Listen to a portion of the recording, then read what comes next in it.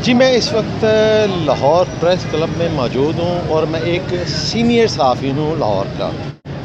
Media मालिकान ने बग़ैर किसी वजह के, बग़ैर नोटिस दिए, जैसा कि मैं अपनी बात करूं कि मैं एक प्रेस कॉन्फ्रेंस करके जैसे ही वापस पहुंचा तो एडमिन ऑफिसर ने मुझे बुलाया। उन्होंने कहा जी ये आपका टर्मिनेशन नोटिस है।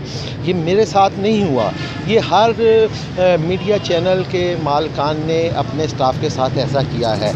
ये वो लोग हैं जिनको टर्मिनेट किया गया है, जिनकी तनख्वाहें 20 से 30-40 हज़ार रुपये हैं। हम वो लोग हैं जिन्होंने इनको अरबों रुपए कमा के दिए। हमने मुशर्रफ दौर में मारें खाई, इन्हीं के लिए मारे थे। हम वो लोग हैं कि जिनके अब तक अपने घर नहीं बन सके, लेकिन इन्होंने हमें फाका कशी पर मजबूर कर दिया है।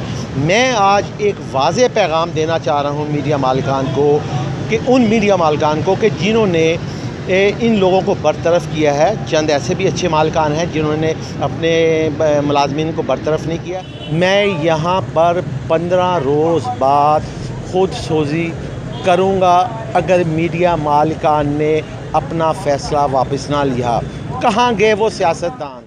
2-2 4-4 घंटे हमें बुला के बाहर खड़ा कर रखते थे, लेकिन हम उनकी प्रेस कॉन्फ्रेंस करने के लिए, उनकी आवाज़ बुलंद करने के लिए वहाँ पर खड़े रहते थे। मुझे अफ़सोस से ये कहना पड़ रहा है, ना अपोजिशन की जानिब से, ना हुकूमती किसी रहनुमा की जानिब से ऐसा कोई बयान आया हो कि जो मालिकान को ये कहा जाए कि जी इन गरीबों का मुआशी कदर दरख्वास्त है कि जिनको आप बहुत ज़्यादा तनख्वाहें दे रहे हैं, उनकी तनख्वाहें कम कर लें और इन गरीबों को वापस ले आएँ ताकि इनके चूल्हे बंद ना हो।